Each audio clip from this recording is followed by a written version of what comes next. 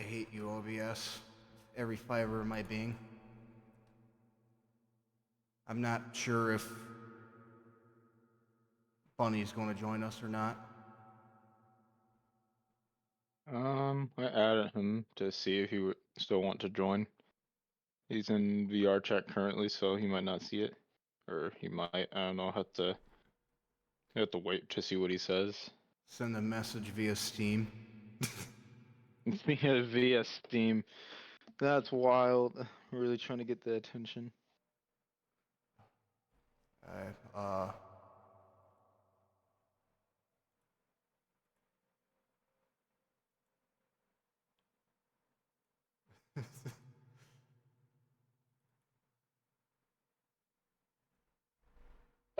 I'm not. Yeah. What? I added keybind. He's pulling his cock out. Okay. Oh no, I was screwing with the blind gunman. He pops up, and I go, what was it I said? Oh, I said, your mother's a hamster and your father smells of elderberries. And he shoots at you, but if you're moving around, he can't hit you too well. And we're just screwing with him. Yeah. So,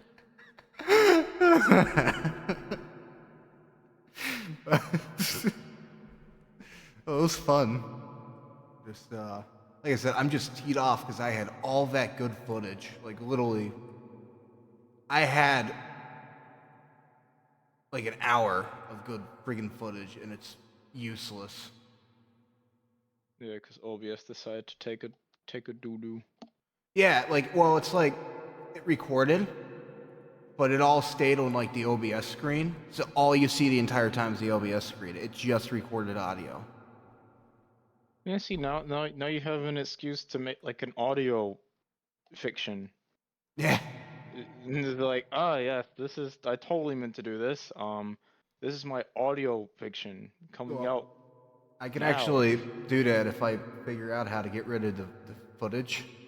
Just add like stock images, because like I literally, you could hear me like I'm going into monsters. I'm like, oh, he's here, he's here. Oh no.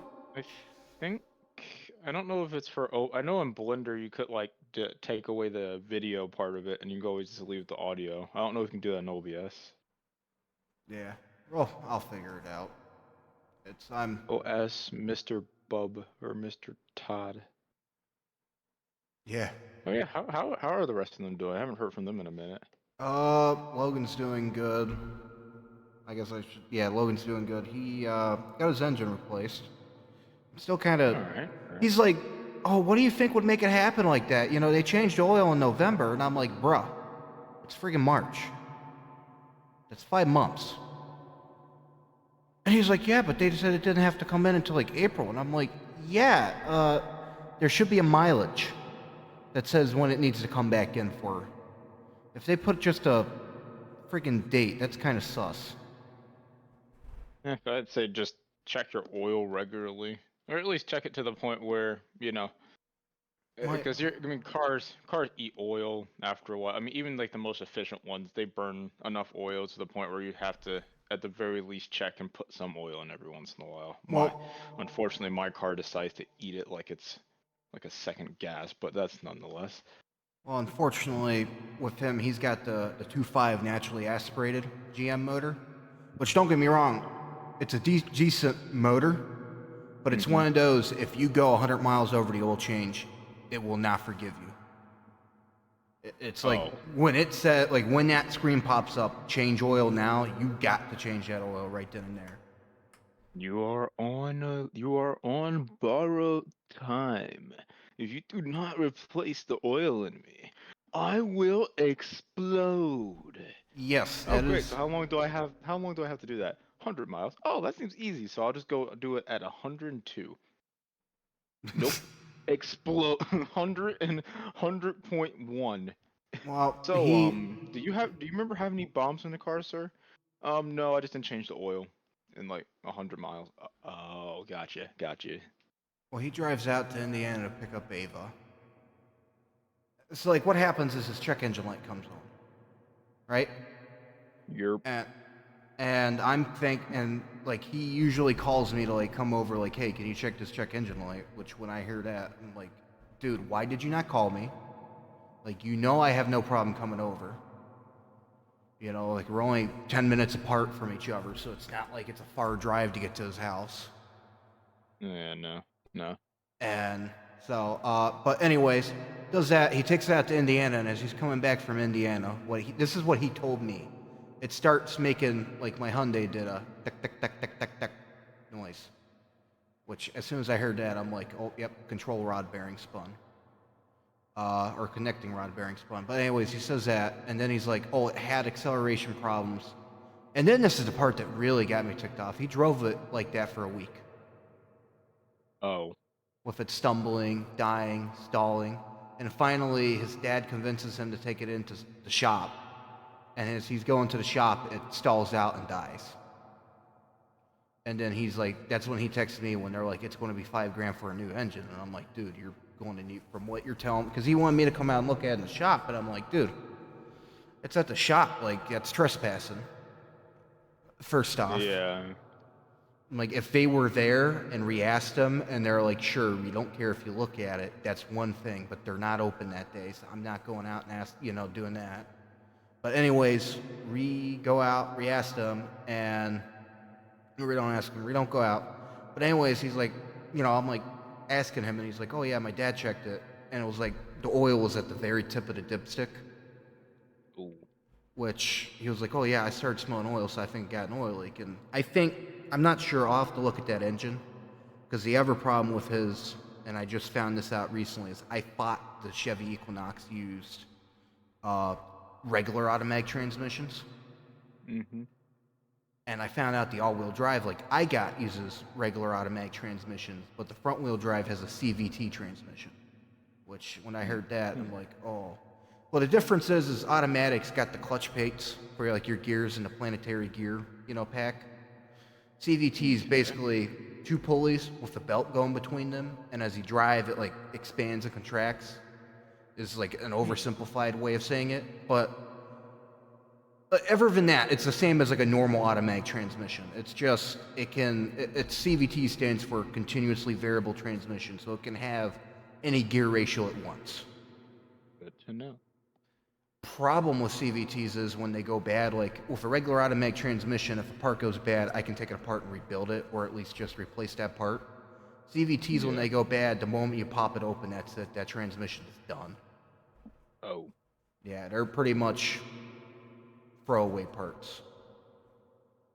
Which is like, oh, I hope that which, I mean, everyone's going to them now, unfortunately. Because they're... Yeah, so it's going to be more of a mess to repair things. Yeah, well, and it's like, it's not going to be like, it's easier for us mechanics, because it's instead of rebuilding the transmission, it's popping it out and, popping a new one in. But I'm going to be honest with you, anymore, it's cheaper just to take a transmission out, send it out to a shop to have them rebuild it, and then just purchasing a rebuilt one and sending that old one in as a quart. Because it literally costs the same price for the customer as what rebuilding one is. And it's, instead of it being like, hey, we're going to take 3 days getting it, it's like we could probably get a transmission in today kind of deal. Yeah, most people probably would be scared to do that, because then you end up with like, oh yeah, I have to replace a whole transmission. And without an insider view, people are just going to kind of look at it and be like, I just have to want to have my car repaired. Then if it gets bad enough, then they'll replace it. Yeah, well, I mean, they get repaired, like rebuilt, instead of me rebuilding it. I guess I should say remanufactured. Instead of me rebuilding it, it goes, I think, either to a shop or to manufacture, and they just rip all the old parts out, keep the casing, and basically rebuild it. Same thing I'm doing, just like with that case, it's like I can be like, hey, you have a remanufactured transmission, and they'll be like, yeah, cool, can you send that over? And then instead of you waiting like 3 days for your car, it's, hey, I can get that one in at the end of the week, and you're done. So you're not waiting. Yeah, because your average transmission takes about 72 hours to rebuild. Mm-hmm. Which is, I mean, it doesn't sound like a lot, but that's about 6 days. So Wait, isn't 72 3 days? 3 days, but we're talking about I'm not working 24 hours a day. Oh, yeah, yeah. So because like usually average mechanic works 12 to 18 hours a day, if that. Yeah, so you like split that up. Okay, that makes sense, yeah. Yeah, or like 8 hours a day. It depends. I mean it's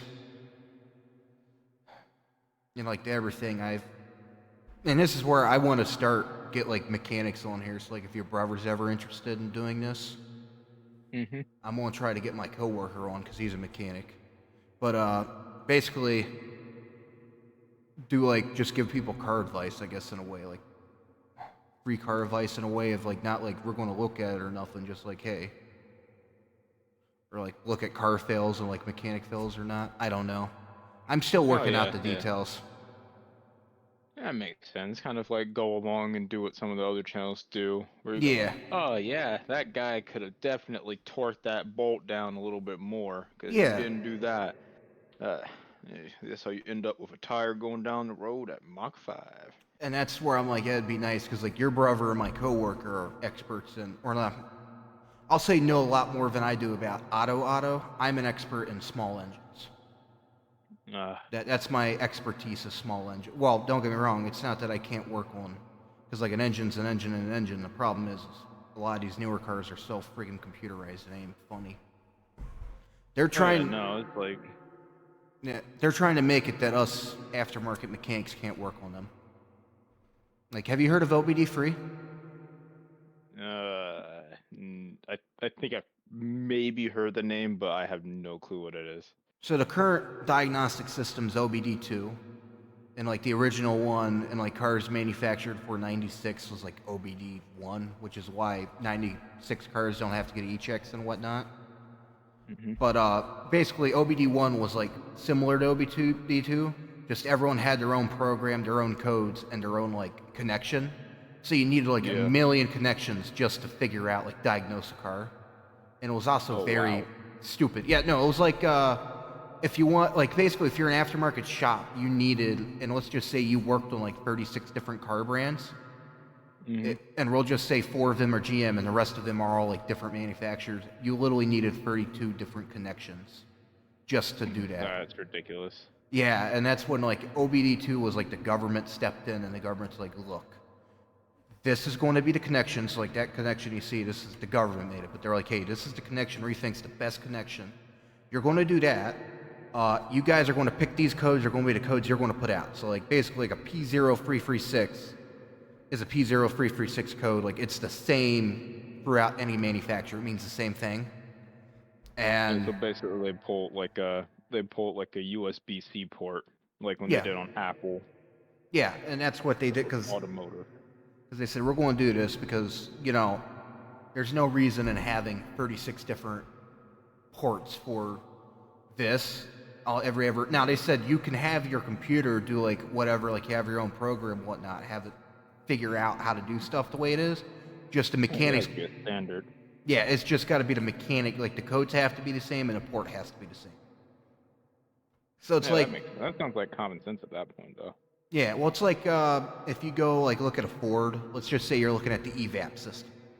If you're looking at the EVAP pressure in like a Ford, it's inches of mercury, and then if we go and look at a Toyota, it's millimeters of mercury, and then I think GM does inches of water, which GM's That's backwards. interesting. Yeah, GM got into a lot of trouble over their EVAP system back in the day. Like I a wonder lot of, why. and it was like inches of water is like it's just like a measurement for like vacuum and all that. Yeah, So yeah. it's like if I put water in like let's just say like a tube, and I took the compression out, like how many inches would that expand? Which don't get me wrong, in my opinion, inches of mercury is more accurate. It's like I think it's like Enjoy 14. inches of mercury. Yeah, Because well, it's that's what mostly they do stuff in pot. Well, at least over here in European they use millibars, which is annoying. yeah. America we use PSI. They use No PSI. millibars. GM uses millibars for pressure. Ew. Yeah. Boo. Go back to Europe. GM's American. Get bought by a European country. Boo. Stellantis is already, or ask your doctor if Stellantis is right for you. What? What the is a kilometer? That was Dodge got bought out by Stellantis. Yeah, I heard about that. I heard many people weren't too happy about it either. I heard they're not No, happy about what they're doing with it. I was at the auto show and I seen the new electric Charger. And don't get me wrong, it's not horrible, but literally they took. So this is the funny thing is they got rid of the Hemi, right? Mhm. And a lot of people are like, "Oh, they got rid of it before." No, like they were going to get rid of it. Like it was going to be phased out this year, and they were not going to make it, and they're going to replace it with the with an inline six. I think it was like a 5.0 inline six twin turbocharged Hurricane was what it's going to be called. Blood. What? Yeah, that was like your options for the Dodge Challenger or Charger was going to be a V6 naturally aspirated, twin turbo V6, which they already offer, you know that, or an inline six naturally aspirated, or an inline six twin turbocharged. And like with that, if you're wondering how that works, one's basically a feeder turbo, and then the other one's the actual turbo. So one feeds air to the other turbo. Yeah. So it double compresses the air essentially, and then sends it into the engine. Yeah, which don't get me wrong, it's more effective because then it's like you got constant airflow going in. But the problem with that is that's a high performance, and the thing that a lot of people don't realize is if you buy like a 6 horsepower engine, you can abuse the crap out of that engine, and it will not that like you actually got to try to kill those engines. Whereas like a high torque, high horsepower engine, it's like I'm half a quart low of oil, I'm dying now. Explode. Yeah, that's pretty much it. It's like it, boom, like oh Reminds me of that meme where it's like, oh yes, I need to be kept in I need to be kept in pristine conditions under atmospheric controlled pristine conditions, atmospheric controlled housing, and I need to have my oil changed every 4 weeks. Meanwhile, where's the soil? well, it's like the Slant Six that Dodge had. Don't get me wrong, I wouldn't want a Slant Six because like they're not really high horsepower engines. The one benefit I can give to the Slant Six, and the reason why it's called a Slant Six, is it's literally an inline six, and they just tilted it to the side like 90 degrees, like it's half a bank of like a V12.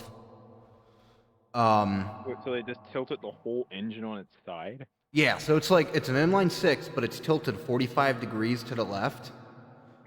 And it literally looks like because like my coworker had a Plymouth Duster that had the slant six, and it literally looks Okay. like someone stole half the friggin' engine out of the car. What the crap? Just But like, guys, guys, listen, you guys got that new car done? Yeah, it's like it's the Stellar 6. All right, cool. Wait, we were supposed to do something? Yeah, we need to change something immediately. What can we do within the next 5 minutes? You gotta be kidding, 5 minutes? You're putting an engine in, right? Yeah, tilt it sideways. What? Just tilt it sideways. Oh, we can only get 45 degrees before the boss get. Put it in. Slant 6. Oh, yeah, hey, boss. Yeah, so this is we're just about to put the engine in, finish it up. We're calling it the slant 6 because the engine is facing sideways. You get more air in that way, you know. yeah, and the whole design behind it was because it's a '74. Back in the day, inline sixes were like a pretty big rage, you know, and then like V8s were. And it was like your inline six was like your normal engine, and then your V8 was like your performance engine in a way, you know. But they did it because like the benefit of tilting it is it's like a V engine has its banks tilted because the benefit for that is it's got a lower center of gravity, so it can actually do cornering a lot better than a normal engine. Like the car's got more stable in cornering. So the benefits to a slant six is that you have an inline six, the benefits of an inline six, which the benefits to that's it's all cylinders are in line, with the benefits of like a V engine. But don't get me wrong, it's not like you're not winning any races in a slant six. The That's only fair. only thing I can give to like a slant six, that's like they are literally, if you find a 70 slant six, they are known as indestructible engines. Like it's So literally they're you. pretty much like they're like the Nokia of the car world. Yeah, like you literally got to toss that thing in the water and drown it to kill that engine. Jeez. Like that's people have ran them for thousands of miles with no oil at all, and they've been fine. It's like, yeah. So they're good engines. Just like I said, I wouldn't put one in a car because, in my opinion, modern engines are better than the older engines. But that's Yeah, also yeah. because I'm a mechanic, so I kind of notice stuff. You Sounds, start to notice stuff in your field a little bit. yeah, and that's where it's like well, I don't know how much longer I'm going to be able to be a mechanic at this rate. Now, come on, you got it. Just keep pushing through. Oh, they're talking about knee replacements now. Oh, Yeah. Like they got to send me to get the 6 sessions of physical therapy and an MRI and then, but it literally looks my right my right leg. If you look at the kneecap and the X-ray, it literally looks like the kneecap's touching the bone. But according to the doctor, jeez. and he probably knows more than me, he claims that there's still some cartilage left. And pretty much all he did is like grab my leg and pushed it and all that, and then says, "I recommend physical therapy," and tossed me some pills. Wow. Yeah, and that's my experience with doctors. I mean, it's a pain pill, but he's like, yeah, do 6 weeks of this and that, and that's, yeah. Oh, I mean, yeah, still praying for you, man. Just hope that Yeah, gets better. I hope it does. I hope at least I figure out a way to get the pain going, because it's like I found there's a sore spot on the inside of my knee, and if I hit it just right, it literally feels like someone's driving a knife into there. So I'm almost wondering if I don't have like inflammation or something in there that's causing that. Yeah, I can It's always talk to my dad about it and see what he says. Yeah, maybe. I'm like I said, I'm just At least so far, it hasn't been too expensive with the doctor. As That's good. like my bill today was like 63, so which not too bad. Not with insurance too, or Yeah, that's with insurance. Luckily, where I work at, I get 75/25 insurance, so they cover 75% of the costs. But it's one of those things of they got an AI doing everything now, so the insurance could say, "Oh yeah, we're not going to cover that because our AI says that it's not good." And it's like, dude, the guy's missing a head. It says to sew his head back on his body. Yeah, we're not going to cover it because we don't think he needs it. bro. Like that's literally why that United Healthcare CEO got shot because they had the AI program, and I'm like, in something like that, AI should not be involved, in my opinion. Yeah, no, it needs to be a human being making those decisions.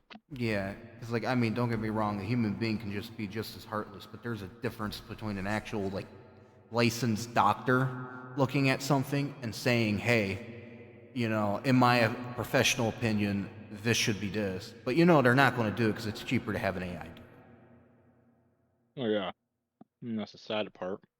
You should have actual people doing the job of that. Because I mean, even if you're heartless, that person still can be fired and a new person brought in eventually. it. Yeah. AI, nah. I mean, yeah, you might get a new AI operating system, but knows God knows when that's gonna be better. No, and it's funny because like 90% of AI operating systems are literally the same. Like, don't get me wrong, AI art's one thing, but AI as like an actual like tool like that sucks. Mm. It sucks. If you know anything about AI with that, it sucks, and it sucks. It's not good. Let's say that there's some stuff that AI shouldn't be in. We'll put it like that.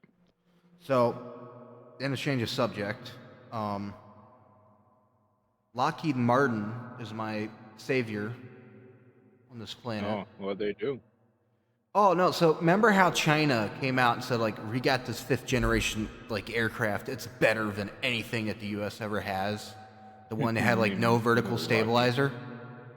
Mm-hmm. And they did it, and then like Lockheed Martin was like, again, gave their engineers crack, and are like find something. Like literally, that's pretty much, in my opinion, Lockheed Martin is just like, how much crack can we give these guys?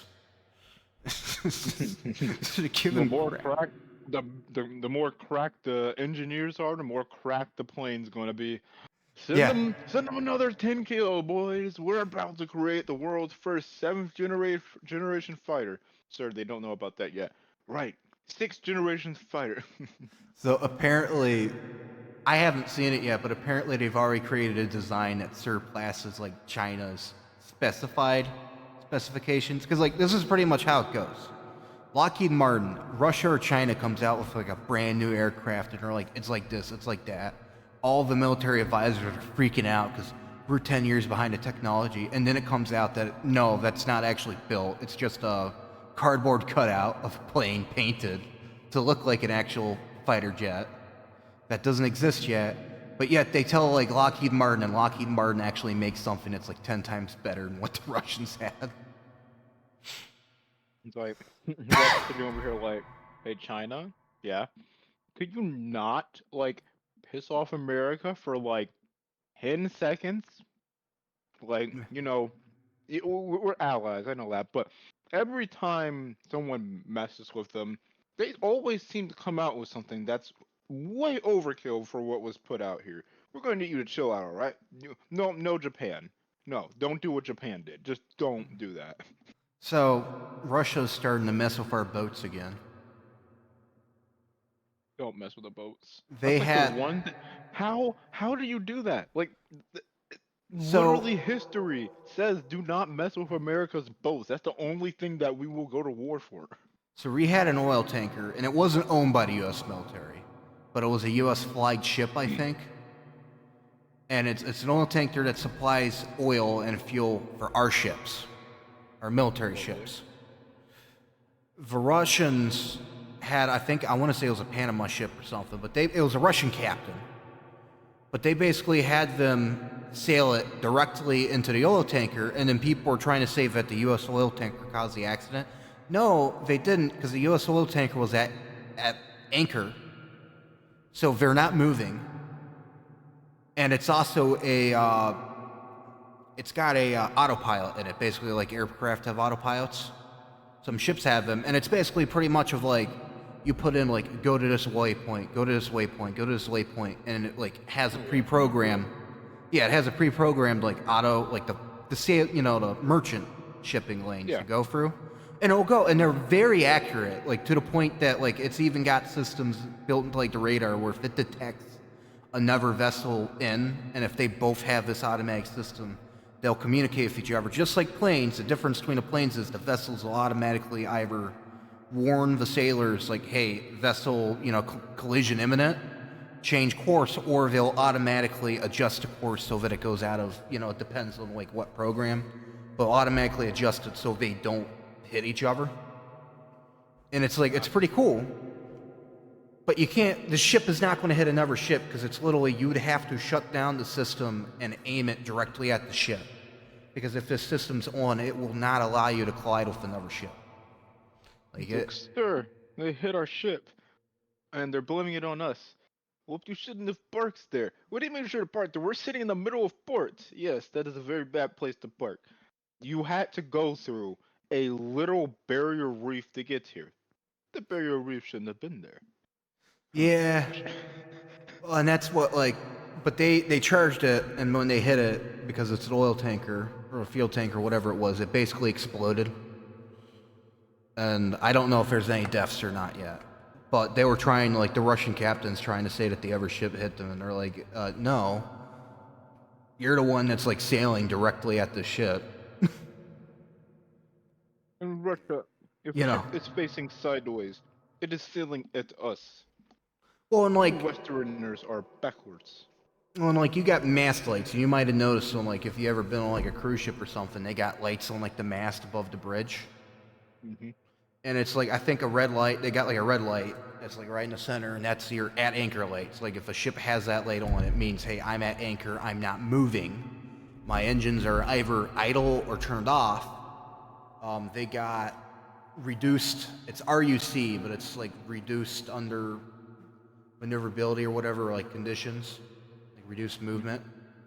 Then they got NUC, which is not under command, which pretty much means no one's on the bridge of the ship. And then they got everyone's, like on top of your navigation and all that. But it's basically like a whole like communication of like, hey, where you see the mast lights, oh, they got their anchor light on. That ship's not going to move if we go at it. Or like it's basically telling you like, hey, we're at anchor, we're not moving. Like don't come at us and think that we're going to be in a different location. And because sometimes if you're looking, it might, like with the rolling of the leaves, it might look like a ship's moving when it's not, and that's the whole reason why the lights are there. Yeah, it's kind of to help get a visual reference.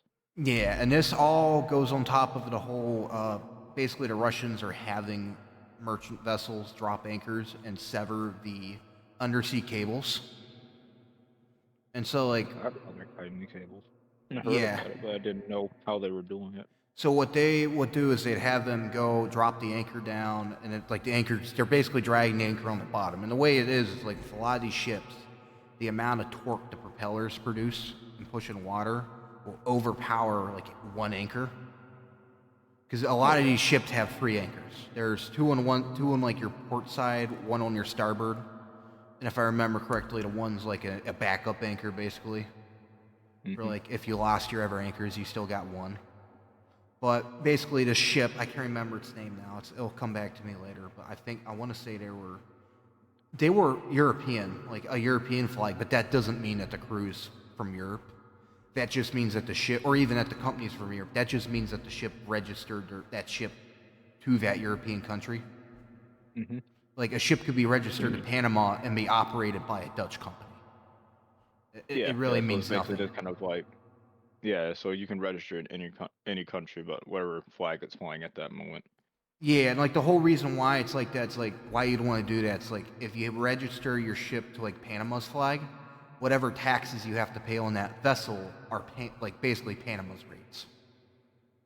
Oh, Whereas like if you're European, you'd have to pay a higher tax rate, whatnot, and that's the whole reason why it's like that. okay. And Panama's like one of the easiest ones. But anyways, they dropped the anchor and drug it, I want to say, for like about a couple of nautical miles, severing about, I want to say, 5 cables. Before finally the Coast Guard's like, yeah, that ship don't look right. We got the cables are losing communication. That ship don't look right. And they're finally sailing out and they're like hailing the ship. And that's when the crew's like, oh crap, dropped the anchor and tried to like full run the engines and get away. And the Coast Guard was just too fast. And they're like, hey, we're doing an inspection. We want to see, hey, you're missing an anchor.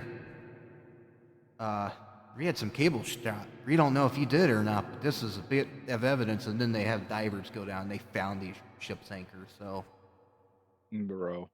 yeah, and then this whole ceasefire thing is just ridiculous.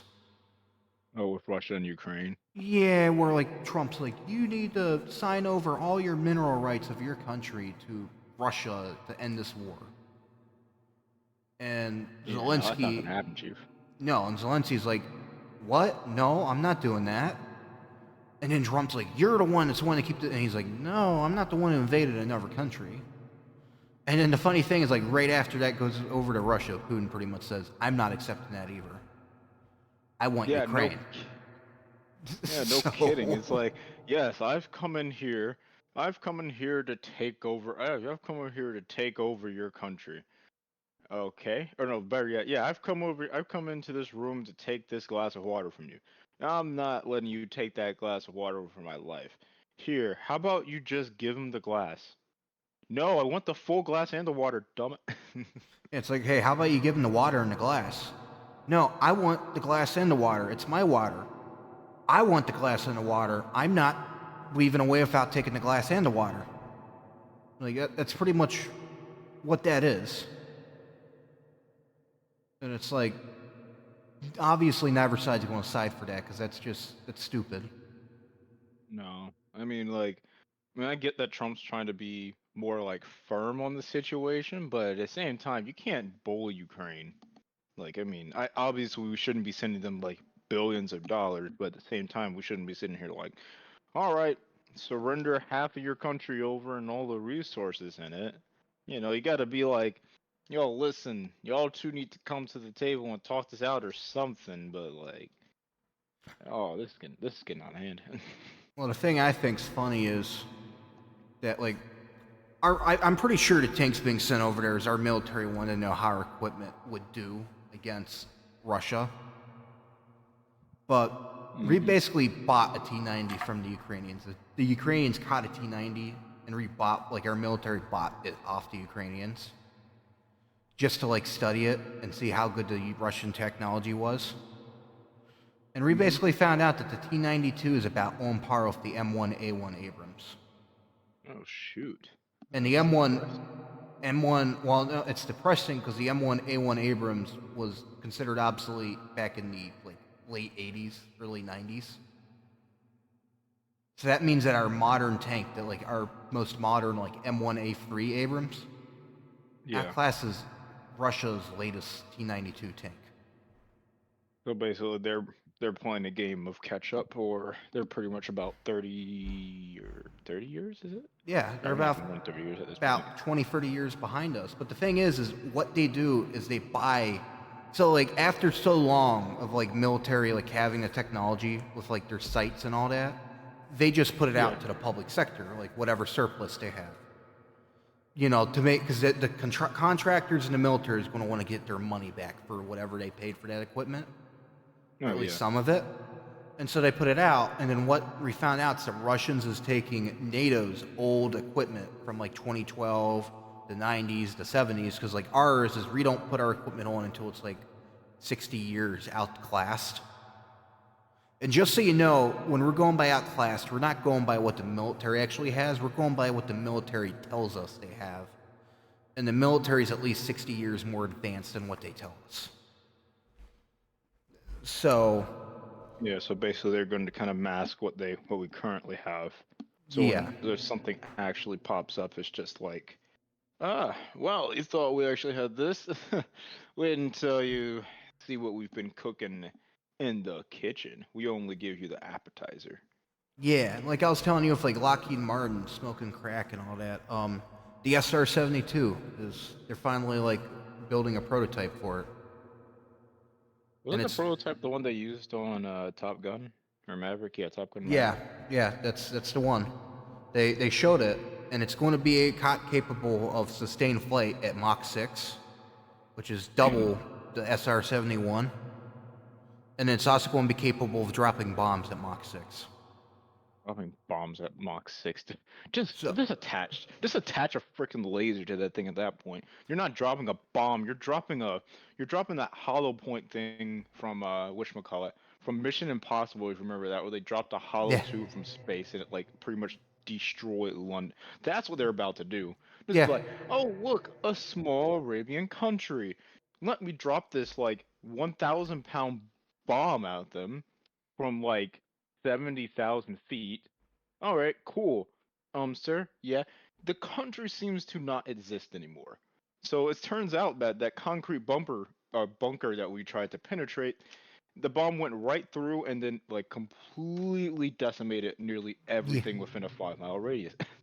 But basically, it's going to be like that, and the whole problem is because like the SR-71, they originally wanted to make a bomber too, or like capable of launching missiles.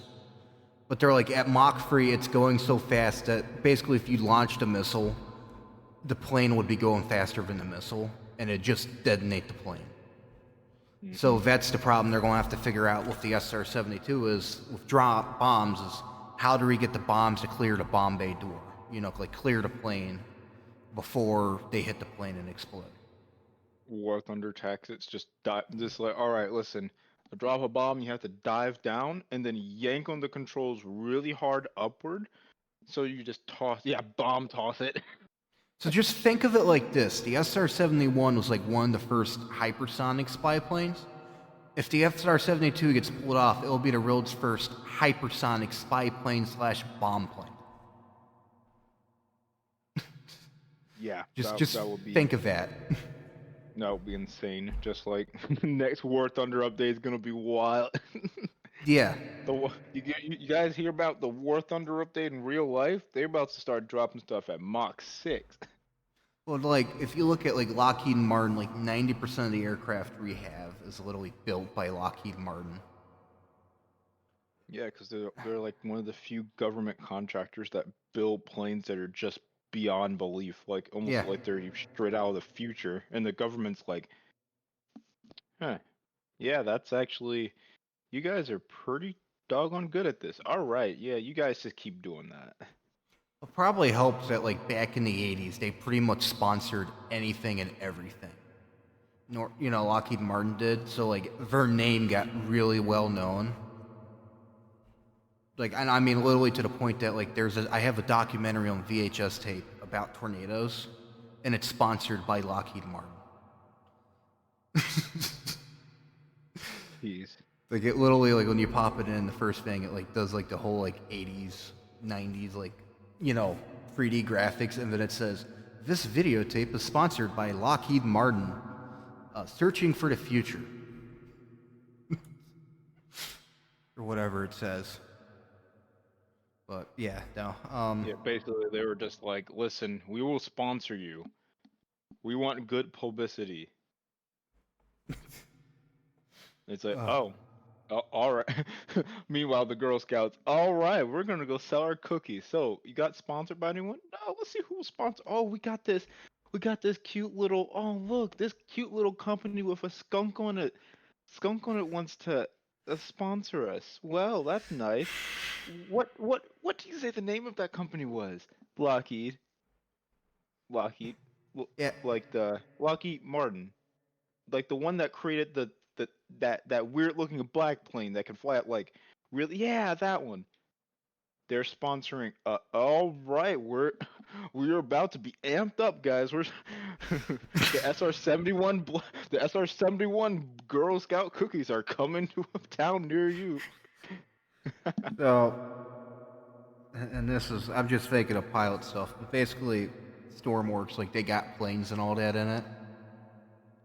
Well, like, you can make your own planes, but, like, I got a bunch of, like, World War II, because they added the weapons DLC, so I got a bunch of bombers. And, it's very hard flying a bomber and trying to drop bombs at the same time. Yeah, even I think even War Thunder was kind of did that. Yeah. Yeah, it's why I had to take a break from War Thunder. I was about to I go was to say I insane. haven't seen you play in a while. Yeah, no, like maybe one of these days if you and Bunny are playing, I'll be like, hey, you want to play? I had to take a break. Just getting too rage inducing. Yeah, it's like Repo was getting super rage-inducing because, which already with OBS got me ticked off. But basically, the last map we did, they had like these little gnome guys that like would wreck. So basically, the goal is like you got valuables in the map, you got to gather up, and you got to avoid the monsters, and basically get to extraction. And like like it'll be like you have to get like $10,000 worth of valuables. Well, these little gnome guys come out and they start like attacking us, and then they destroy our valuables. And like the first time they attacked, it's me, another friend from Discord named Swift, um, Oh, I think you Draco, should. and Moon. Yeah. Yeah, I think we played War Thunder with him for a minute. Oh no, that's Core. That's someone No, else. no, no. Like I kind of remember. Oh, I maybe kind we of did. remember like Swift. I think we have a group chat. No, that's Core. You're thinking of. Um, I don't think Swift plays War Thunder. I remember talking to someone named Swift with you. It was like Swift and the other guy. It sounds extremely familiar. Cordus is the Canadian. Yeah, okay, got that one.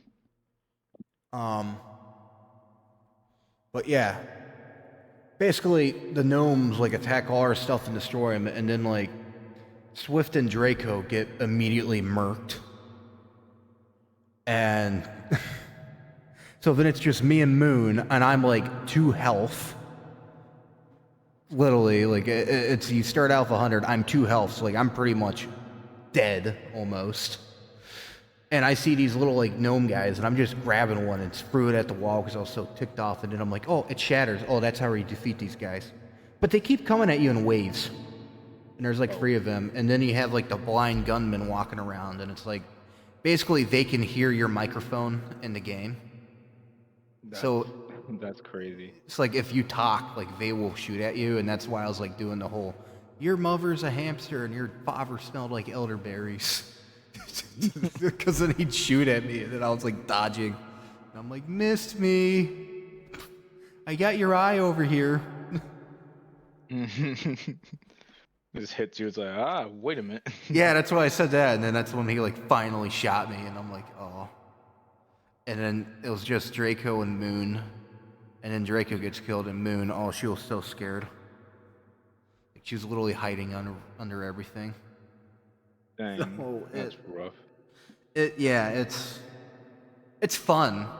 Like it's not super scary to me. It's not like it's fun because it's like you'll like open up the door. Like I said earlier in the thing, like I literally was like the first one running, like looking in the rooms, and I open up the door, and there's this one like monster that's like just a floating head, and he's literally right friggin' there on the other side of the door.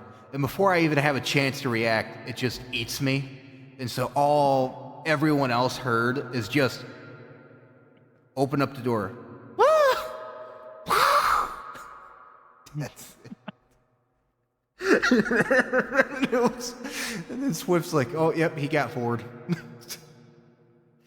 Oh. They got him.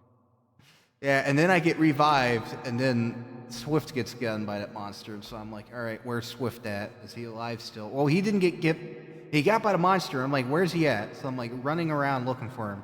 And then Draco literally runs off, runs right past me, and I'm like, what? Where the heck are you going? And I turn around, and right there's the head monster coming right at me. And then it gets me a second time. So the only two people left are Draco and Stargazer. And finally, they were able to make it to the truck and get out of there. But it was like, yeah. Oh, and then like when you lose, you got to do like a Gang Beast style death match. It's like match of the losers, and I won the first time. I was king of the losers.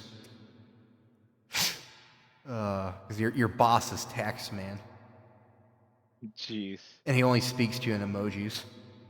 Only speaks in emojis. That. Only speaks in emojis. The Taxman. It's like the money you gain at the end of the match is literally just, it's titled tax rebate. Tax rebate. Tax rebate. That reminds me of Warframe when you're like battling one of the late game there's an enemy that you can battle, and their whole corporation is literally about money, and so throughout the whole process of battling, because you have to like build up a whole fight scene or had to build up a whole like fight with them and fight with them going through like multiple levels in the galaxy, Yeah. and each mission that you have to fight them in that isn't a boss battle, if you get to the end of the mission, if you don't like defeat them or whatever, they actually tax your earnings. So like all the credits you would get, they would tax like 10% of it, then they'll put like 5 or 6 other random things that you collected, and they'll take them away from you. But the good part is that once you get to the end and you actually kill them, then you get everything back that they took from you. So all that tax, like it's like going throughout the whole year and then getting your tax rebate. Once you get them, they're like, oh shoot, all right, yeah, I got you. Now give me my tax rebate. It's like, oh, all right, here you go. Yeah. No, I also got Phasmophobia, which I seen Bunny has. I don't know if he plays it still or not. What's that? It's like some ghost hunting game. I'm like I said, I'm into that kind of stuff. Bunny never got back to me, so. All right, but yeah, no, it's like a ghost hunting game. I've seen, and it's like you gotta hunt the ghost, but the ghost can like actually kill you, and it seems fun because like I'm into games like that. I'm into light horror, I should say. I'm not really big into big horror, you know. But I'm more into like multiplayer style games like that. I can't do single player games. Oh yeah, I get that. I Like I said, I can, used to be a single player game person, but as of recent, multiplayer has been the thing to go to. yeah, like I can do single player games. It's just if it's like a MMO kind of style game, I have to play with someone I know, or else I lose my friggin' mind. I don't ask me how, I just do. Oh man. But yeah. I'm sure you've seen that photo I sent you of the truck. Yeah. Oh, what? It looks like they like no clip through a pole and then tried to back out of it. So this is what I heard, but basically they sideswiped the garage and somehow got the truck stuck. And so then the bumper's already damaged at this point. So then they had the other guy hook a backhoe up to one of the tow chains and try to pull it out to get it unstuck, which they got unstuck, but in the process they ripped the bumper the rest of the way off. It's repairable. Like they destroyed the plow frame. The plow frame's done. It's going to have to get a new plow frame, but luckily that's all repairable, like replaceable. You know, so it's not like they bent the frame. Like if they bent the actual frame of the truck, that's it. It's totaled. That's why I'm like, Yeah, well, that would have been toasted yeah. done. That's why whenever I see these people that are like, I had my tow hitch, so it did no damage to my truck. Like, dude, the only thing your tow hitch does is means that all that energy gets transferred directly to your frame, and once that frame's bent, that is it. It doesn't matter how bad the body's damaged. It's done. But Yeah. yeah, supposedly there's possibility of tornadoes today. Oh, you guys all get all the fun weather. I know. Oh, send some of it up here, actually. Wait. You say that now, you're going to be flying around and have a tornado, and your instructor is going to go, "Hi, I'm Malroy from Jackass. We're about to fly into a tornado." Yeah, about to say. Quite literally. I mean, we have been getting some of you guys' way. We've gotten 2 to 3 straight days of like cigarette gray clouds and this rain, like actual rain, and it's like, what is happening? Yeah, it got up to 65 today. It was 80 yesterday. Holy crap! Yeah, and then like it dropped down to like 30 at night, and then like I said, it got up to 65 today, and then that bad storm came in this morning. Like I literally was watching lightning go all over the place, like really Jeez. close too. And the thing that concerns me is right out the back of the cemetery, like right out behind the garage, we got high tension wires. And I'm like, if that lightning's going to strike anywhere, it's going to be right by us. So, Nuts. yeah, but everything went all right. I haven't heard any tornado sirens go off, so I think we're good. This Justin tornado has touched down. It has happened to touch down on all seven of the tornado sirens at once across the local area. So, oh wait, I'm reading that backwards. So it already has been going on for the past several hours. It just happened to hit all the tornado sirens over the past several hours. No one noticed because it's too dark. Welcome to Ohio, Oh, yeah. Missouri. If anyone hears the state, I mean, it's a big state, so it's not. But no. So anyway, like I was so ticked off. Like this is what scares me. Is last year we had 2 tornadoes touch down like 5 minutes away from my house, both of them. Like, and they were like EF2s. Like the one went 27 something miles. Like Jeez. it basically went all the way out from here, all the way out by that theater we used to go to all the time in high Oh, school. Yeah. yeah, yeah. So basically went from the airport to there. That's insane. Yeah. And then the other one was just north and went all the way from, I'm not going to say the town name, but went all the way from that town to basically it ended 15 minutes away from my house in another town Good grief. up north. Yeah, tornadoes are starting to get a little more prevalent. Well, it's global warming. What's happening over there? What do you guys do? So, Using the tornado machine again? Well, actually, Tornado Alley's moving. Oh, Because where's of it moving global to? warming, it's moving northeast. So it is basically going to encompass like Ohio, Pennsylvania, Indiana, West Virginia, Kentucky, all that. Like that's basically going to be the future Tornado Alley. Like it is literally moving. Um, it's Dixie Alley is also moving too, because of global warming. Like it is, Wow. it's bad, and that's where like they were like, oh yeah, let's get rid of all this 'cause global warming doesn't exist. The heck you mean it doesn't exist? What do you mean? Nuh-uh.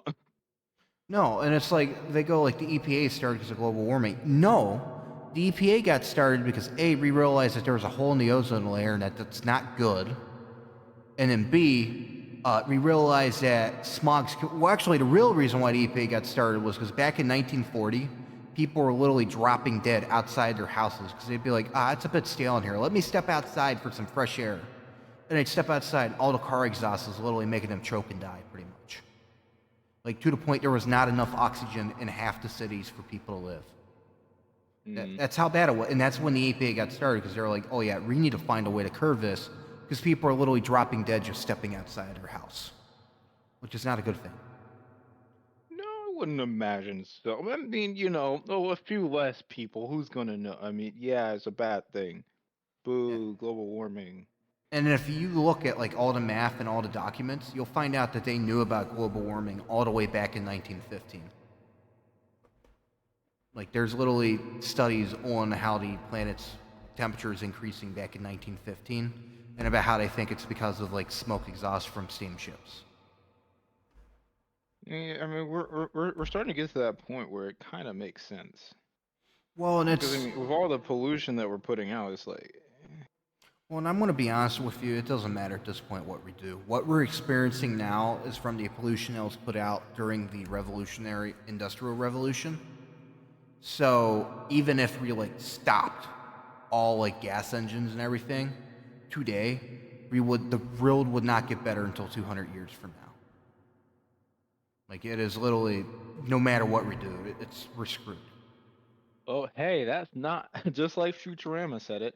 That's not our problem. Yep. That's So, the bad part.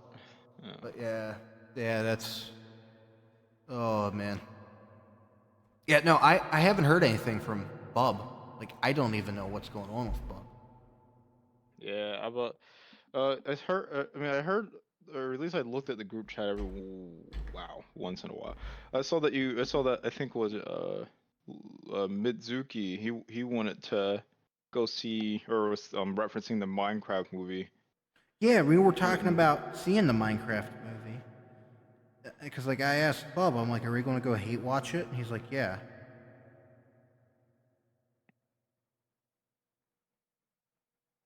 all right. Well, you guys will have to tell me how that one is.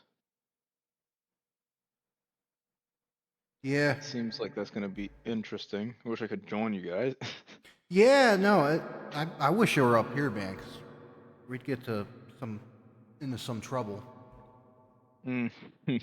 hmm Just, I know we would. Like, I know actually a really good food place around here that you might actually like. Ooh. And they What give does this? you What letter does it start with? a P and it ends with an NS. And it's a Oh. 7-letter word. Oh, 7 letter. Okay, I thought it was gonna be the one with the Italian flag behind it. No, no, no. Let's say that they got pies too. Like they got this lunch special you can get, which I mean, I don't always get it, but it's sometimes nice. Like you get like half a Is sandwich. it? Is it a breakfast place? They do Green, breakfast, lunch, and green, dinner. green kind of background. Yes. Hens. No.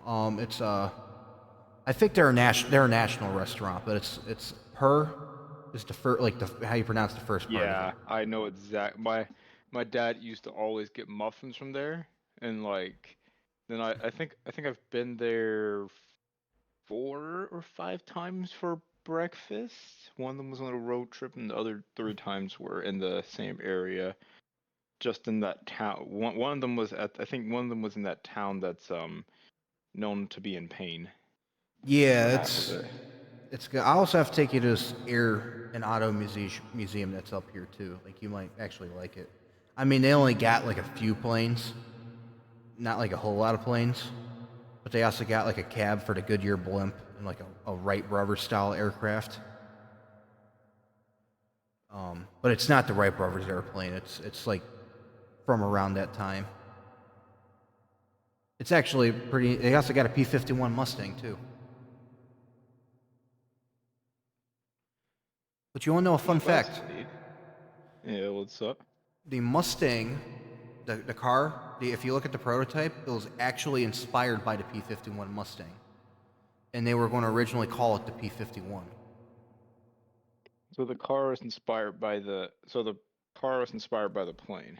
Yeah, so they went a different way, but if you look at the original prototype, it literally looks like if you took a P-51 and turned it into a car. Like it's got the airplane like silver, you know, like that stainless steel kind of look to it, followed by like a red and white or red and blue stripes going on it, like white accents. And then it's got like a big, huge scoop on like the bottom of the engine, like air scoop, like the P-51's got. Interesting. Yeah, which the P-51 they got there never saw actual combat. It was a training aircraft. I mean, it had guns on it, but it was just a training aircraft, and then it became a racing aircraft. Then it got retired, and then a guy who raced planes crashed his P-51 and bought it from the museum, raced it for 10 years, and then went back and sold it back to the museum. Wow. So, like, it's got a little bit of an interesting history. So, Oh, that's one heck of a history for a plane that didn't see battle. yeah, like, it didn't see battle. Like I said, it was just a training. Because they made so many of them that some of them just became training or, like, were surplus. Because they just never saw combat. Because, I mean, you look at the amount of planes we had. Like, even the P-30... Well, the P-38s were a bit of a different story, but yeah. Like, you didn't see the P-38s over in Europe too much because they didn't do too well at high altitudes. But they were perfect for the Pacific. But they made, I want to say it was the P-38. Wait, didn't Great Britain didn't Great Britain like buy a few of them and there was like just take off the turbochargers and slap new engines in it? Yeah, so they made, I can't remember which model it was, but it was a P-38 something. But it was like the rarest variant of the P-38, but it was specifically made for Europe and high altitude flying. Because they put, which back then on like aircraft, it's called an equalizer charger. Because when they got up to like altitude, it equalized, basically it'd be the same amount of air going into the engine as like what was at low altitude. Which meant that they actually had a button to turn on and off the turbocharger. Yeah, I would say wouldn't that just be like a glorified turbocharger at that point? Yeah, it's glorified turbocharger, but they got a button that like when they take off, it's off. It's not running. It's getting bypassed. And once they start getting higher, they turn it on so it runs. Because like they didn't exactly know how to run an engine right on a turbocharger back then too well. Like they knew it, but not on like aircraft engines. It wasn't advanced. It was just the idea was just being born really. Yeah, and so like, but the person realized like, oh hey, I can take this and pop it on an aircraft, and it'll get it like extra air at the top. Like they didn't think of like the benefits of like horsepower or nothing yet. It was just an extra air device, like a compressor. And so they would have them off because like all our high altitude bombers had turbochargers, and just because at high altitudes they didn't do good because the engine can't get enough air, like it can't breathe well. So they put them in there, but they only made like so many of them because I mean at that point Germany was kind of starting to slow down in the war, and there wasn't really a point of making like 1,000,000 of them and send them to Britain. And then no.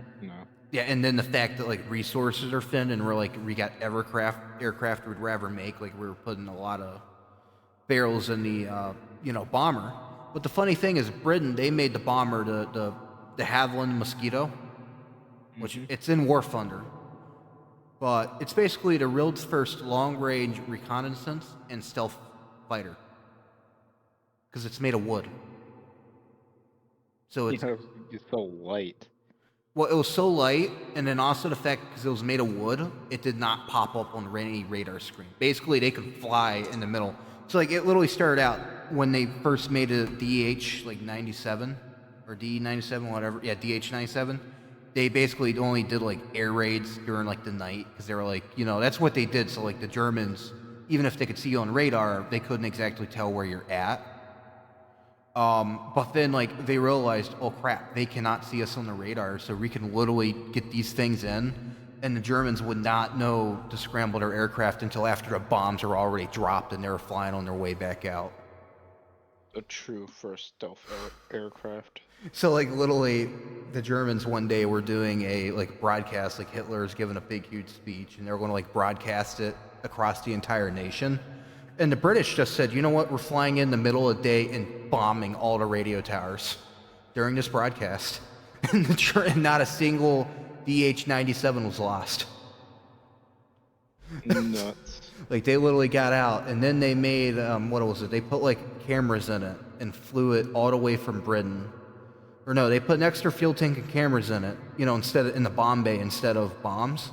And they were able to fly it all the way from Great Britain to, like, Moscow, Russia on one tank of fuel.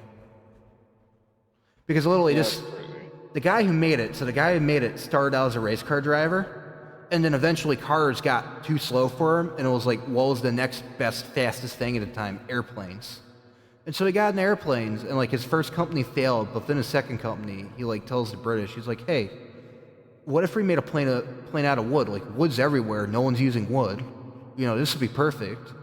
And they're like, first, no, and then finally, like, they greenlit his idea. And when they realized how successful it was perfect. And then, in later models, they put 50 caliber machine guns in it, and it made the perfect stealth fighter. Because they were able to shoot down the German planes, and the Germans didn't even know what's hidden them. Like, apparently, like, even, like, the jet aircraft had trouble fighting against them because they were faster than the jet planes at the time. Because the guy, de Havilland is the name of the guy, he literally was like, we're going to make it out of wood, and then we're putting two 1,000 horsepower engines on this puppy. It's like they pretty much invented the F4 Phantom before it was popular. Yeah, like, they were literally like, what's the biggest engine we can put on this thing? And that's pretty much how it went. So, it's just like when airplanes started getting fast, like after the biplane, I was like wondering, like, how the heck did we go from the biplane to the monoplane? And the only reason why we went from the biplane to the monoplane was because literally the engines. So the whole point behind the biplane was engines were, like, so weak at the time. Like, you could have a lot of lift. Yeah, you needed a lot because, like, you could have 6 engines, but they were all flatheads. So they basically were horrible, you know, producing, like, this is like a time when your top high performance sports car was like 180 horsepower. You know, so yeah, if that. So, but anyways, they started, like, making, like, better engine designs when they started doing, like, overhead valves over the flatheads. Because the flatheads is like the valves upside down to the side of the cylinder. So the air's got to go up, over, and then down into the cylinder. Which means that as the engine's breathing, it's literally fighting itself to get air into the cylinder. Yeah, that's not quite efficient at all. No, and it'll work, but it's not good. And then the other design they came out with, which was for diesels, was they'd put the valves actually at the side of the engine. And it was really good for inline. So, like, basically you had 2 cylinders, like, facing each other. So, like, one on the bottom, one on the top. And it was basically you had one combustion chamber for 2 cylinders, and they were, like, super efficient. The U-style engine.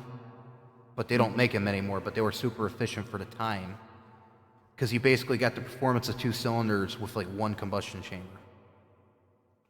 So, like, you could have, like, a U16, and it only took up the same amount of space as, like, an inline, like, 8. But yeah, but basically the airplane engine started getting better, and it pretty much got to the point that the vibrations of the engine was enough to snap the struts on the biplanes. So, like, they'd try to take off, and, like, as they're flying, the strut would snap off. And so someone had the bright idea of let's just take off the top strut and make the bottom wings a little bit longer to get like extra flight. And it's literally how the monoplane was born. Well, yeah, that, and also, there Yeah. with that extra wing and all the extra struts and stuff in between the wings, there was just that was a lot of drag. Yeah. So by the time you try to go faster, you had to deal with increasing the structural strength. That's not really a viable idea. Obviously, having a whole second wing when you're going that fast, you're going to be able to produce enough lift for one wing to handle it. So why not just take the top wing off, delete all the structure in between? You get one wing, you get a much cleaner form. You get a much cleaner plane in terms of, there isn't a whole secondary wing and a bunch of wires creating parasite and form drag. Yeah, and that's, but that's how they got to, like, it's an advancement of technology, but it's literally because the engine technology is the only reason why it was born.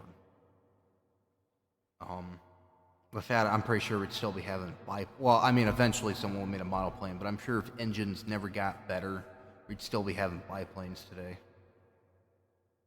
But, yeah. If World War II wouldn't have happened, we would be probably like 50 years behind where we are now. Yeah, I mean, well, like you think about it, we started out with biplanes at the beginning of World War II. And then everyone, like, eventually realized that World War II was not going to be like World War One. So, like, one of the problems was all our fighter pilots were being trained by, like, the World War One veterans. And what a lot of people don't know about World War One is the way World War One worked, FG, was like, say me and you are in a dogfight, and let's just say I shoot you, and your plane's it's going down no matter what. It's going to crash. You did not shoot to finish the plane. If the pilot jumped out, opened up a parachute, you did not go after the pilot. Like, that was pretty much the rule of, like, World War One was he gets to live for another day. World War II, that went out the window. Problem. Yeah, they're like, yeah, finish this off, no revives. Yeah, like that unspoken rule went out the window. So, like, all our pilots at the beginning were trained by World War One veterans, and so they thought it was going to be like World War One because, like I said, like with the Army it was different, but with like the Navy and the Air Force, there was like a little bit of an honor like system going on in it, where like there were certain rules you didn't violate. Like with the Navy, it's like if a ship surrenders, you don't sink the ship. Like you can capture the ship, but you don't sink the ship. And then the prisoners at least get to have certain demands for their surrender. Like you're going to treat my men well or whatnot, basically. Yeah, yeah. And World War II, that went out the window. Demands no longer were a thing. Because that's like if you ever see in the like Civil War movies, they're like, what are your demands for surrender and all that. After World War One, that was gone. Because like before it was like, yeah, they surrendered, but we're going to at least let them keep their dignity. The Germans kind of screwed that over. Yeah, I mean, the Germans were like, listen, we're tired of the reviving. We're not going to do this. You know what? Screw this. Delete everyone, even if Yeah. they surrender. Yeah, no, screw that. Delete. I mean, maybe if you get bored, keep them, but they're just more people to feed. Delete them. The funny thing is like most of the Germans did not even know about the concentration camps further than like that they were just putting people there. Like they did not know about the conditions in them or that they were killing the people. Pretty much. Like the SS knew, but like even like half the Nazi party didn't even know. Like lower level Nazi party. Yeah. And by that I So mean it's like pretty much like a. yeah, it was like the SS. Pretty much, if anyone was an SS during World War II, they knew about it to at least some degree, like enough to a point that like they knew what was going on. But like a normal German soldier had no idea what was going on in the concentration camps, and that's why like if you look at it like in like the last like 6 months of World War II, literally a third of Hitler's army with like their tanks and everything split off from the Germans, so you literally had Panzers, M4 Shermans, and French tanks fighting against Panzers. Like it was literally there was like 6 months where the Germans were fighting with the Americans against the Germans because they were just like when they found out about the camps and what was really going on, they're like, yeah, no, we're not for this. And, but yeah, no, it's like most of them had no idea. Yeah, war is just a terrible place in the first place. And even when you think you know what's going on, there's just so much happening to the point where you get to the end of the war, and all of a sudden, there are so many new war crimes you couldn't even imagine what the heck you started with. Yep. Well, in other news, I can't remember if I told you about this. Like changing the subject a bit. I got a new 9mm. All right, a new blicky. Yeah, new boomstick. Yeah, I haven't taken it to the range yet.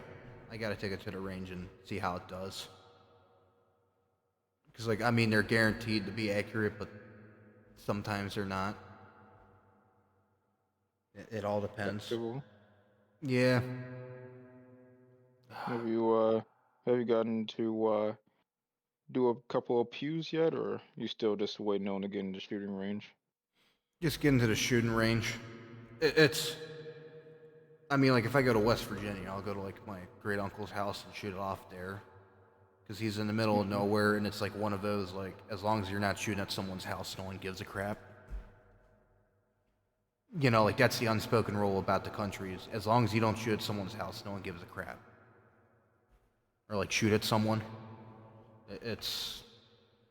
And you're, like, in the middle of the woods, because, like, you go back to West Virginia... Yeah. So, because that's where I took my 30-06. I remember he put a rock on, like, this ever rock, and he's like, if you could hit that rock and shoot it... Because, like, this is the funny thing about rifles, is I'm not very good shooting rifles standing up, right? Mm-hmm. But if you get me in, like, a sniper position, I'm a very accurate shot. And I get in the sniper, like, the prone position, holding this rifle, and I got it, the scope zooms in, like, up to 9 times, and I zoomed it in right on that rock, and shot, and the next thing I know, there's just a pile of dust where that rock was at. Dang. Because just so you know, this is a 30-06. This is a 30 caliber rifle. Dang, dude is sniping. We got a sniper on our hands here, chat. Next American sniper. Well, the 30-06, the 30-06 literally stands for the 30 caliber of 1906. Like, the cartridge has been around since 1906, and it comes from the 30-03. Which was made in 1903. Yep. Well, and this Hey. is the funny thing is it's very close to the Spanish's 7.26 millimeter. And we actually, like, the U.S. Army developed it to fight against the Spanish in the Spanish-American War. And we literally got sued by the Spanish over having a cartridge too similar to theirs. Man, they should have won the war. And, yeah. And then, I mean, it was used in World War I in the Browning automatic rifle. Like, it's a machine gun round. It was used in, it was used in World War II. It was used in the Browning automatic rifle and the M1 Garand. The M1 Garand is actually rifled in 30-06. So the M1 Garand is a 30 caliber rifle. And then it was used in our 30 caliber machine guns in Vietnam, and I think they still somewhat use it today. It's wild. Like it was, but like around all the way from like around from a whole century ago is still being used today. Think about it, it's almost next year. It'll be 120 years old. You know, like the design. Like actually, the oldest round, believe it or not, is the 22 long rifle. When did that one come? That one came from the 1800s. I want to say like 1860s. So if we do the math, 1860s are like I think like 1878. I want to say, yeah, 1878. So if we do the math, that one 1908. So it was like 130 in 2008, 140 in 2018. So 147 years old. Wow. Yeah. So like it's been in production since, and it's the longest production of a cartridge. Like it was produced, or no, it was 1860. No, it was before. It was during 1864 because it was produced during the Civil War. for the rifles, because like that's when cartridges actually became a thing, was in the Civil War. They finally, because like before that they had like flintlock, lock, and black powder pistols. Well, I mean they used black powder then, but like the way it worked is you had to put like black powder down the barrel, and then you put your projectile down to the barrel and shoved it in with like how you see like in Civil War movies and the Oh yeah, Revolutionary the War. Yeah, you where put they're like the charge in and all that, and then you and the had ball. to and then you had to put a primer cap or flint, depending on what kind of rifle it was. Mm-hmm. And in the Civil War, they finally figured out how to rifle, like basically put rifling, the swirls in the barrel to get the bullet to spin so it's more accurate. And they also figured out how to make cartridges where it was like the bullet, the primer, the black powder was all in one. So like instead of having to load in your black powder, load in the projectile and stuff it in and then, put on the primer cap, you literally just put in so many cartridges and then shot. And it was like made reloading faster. And like when the 22 long rifle shell came out, it was actually a very like huge revolution if you think about it, because like it went from me taking up to 2 to 3 minutes to reload my gun to I could get it reloaded in like 30 seconds. Yeah, that's insane. And you think about it, that's like, it doesn't sound like a lot, but that's at least a quarter of the amount of time it took before. And when they figured out how to rifle them, they also made it like super accurate too, because like the problem with muskets and like round shells was you could be like, if you notice in like Revolutionary War and like the paintings, they're like standing feet away from each other. Like, and I'm not even joking, like you're close enough to the enemy in like the Revolutionary War and all that, like when they'd stand their battle lines, that you could literally talk to the enemy soldier. Because Those things are inaccurate as what? yeah, because like you could be that close and aim the rifle at the guy in front of you, and the shell could fly off and hit the guy like 2 guys down to his right. Like that's how inaccurate they were. Like you'd hit someone, but like yeah, and then because they're not rifled, they don't go very far either. Which I mean, you can still like muzzle loaders. You could still use round bullets in that aren't super. Well, they're a bit more accurate, but they're not super accurate. Like you can make your own ammunition for muzzle loaders. Because I got a 50 caliber muzzle loader, which caliber just means it's the length of the barrel and the width of the barrel. So basically, like if it's like a 50 caliber barrel, that means that the length of the barrel is 50 times the width of the opening of the end of the barrel. Okay. So like the Iowa class battleships are 50 caliber 12 or 16-inch guns.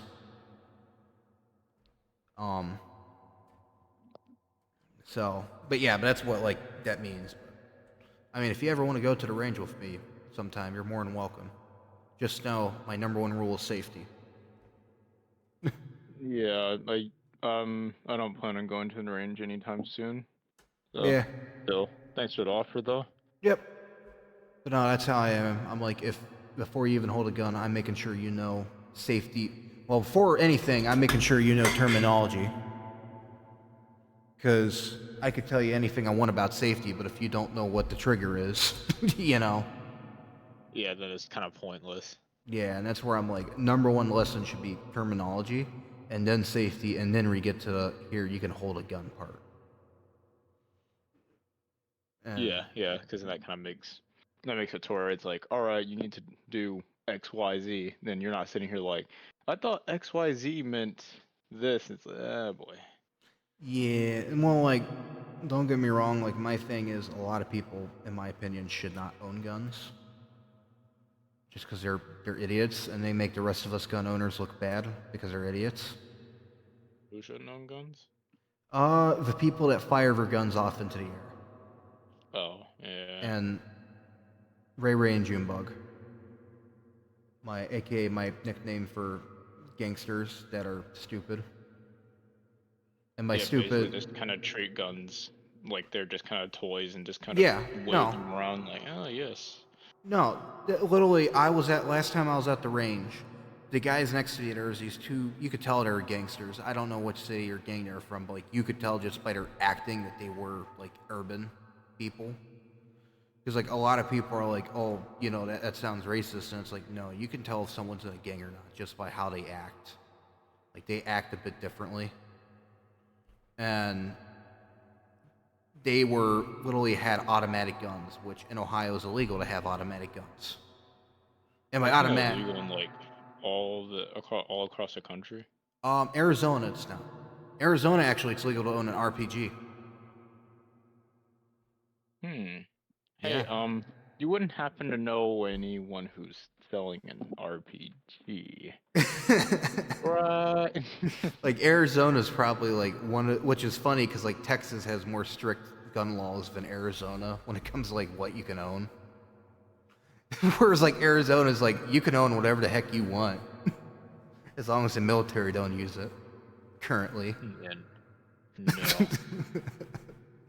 But like they're using automatic guns because like there's four different types of automatic. There's automatic or there's single action, which is like every time you shoot you gotta like recock the gun manually.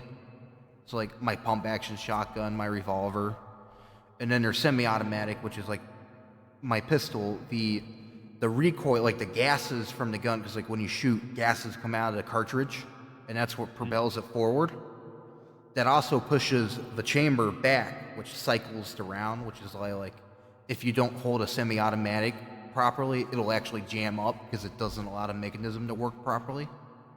Oh, That's why like a lot of these people that hold like limp wrist guns, they jam up, and then people are like, "Oh yeah, they don't like limp wrist." And you're like, and it's like, yeah, because you're not really supposed to limp wrist a gun. That's not smart.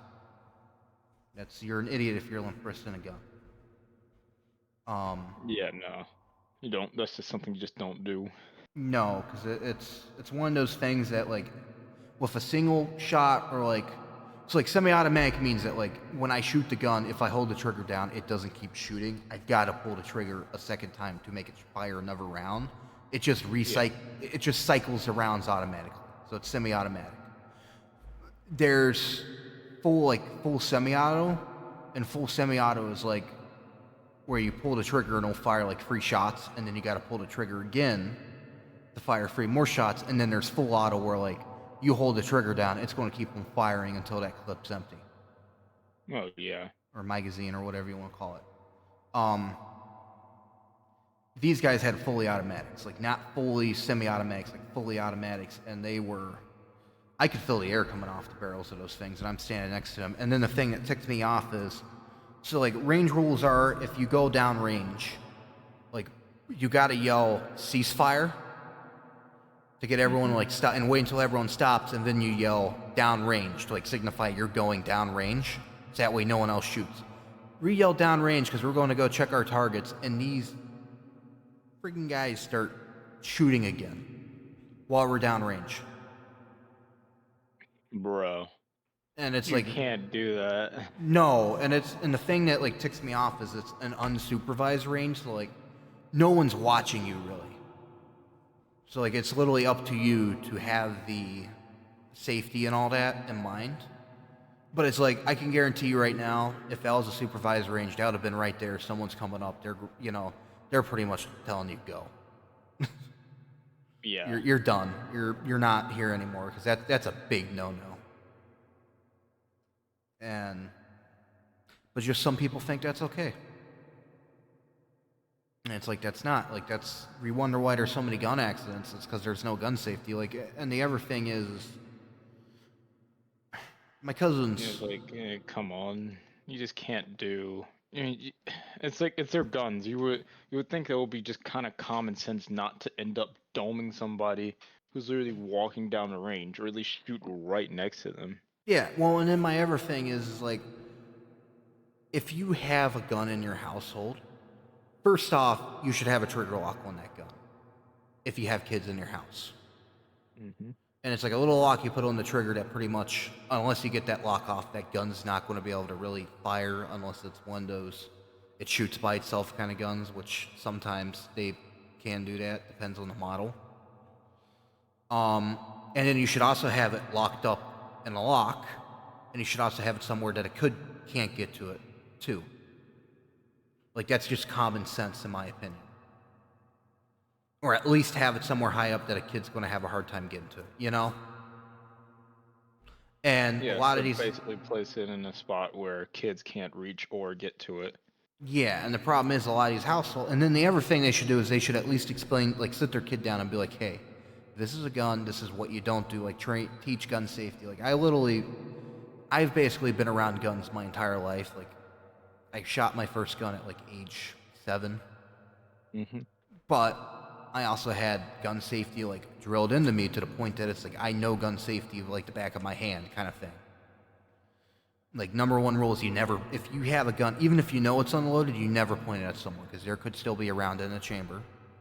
If you're going to, like, Yeah. aim it at something in a room, you aim it at the corner. You never point a gun up in the air. If you're going to walk with a gun, you point it down at the ground.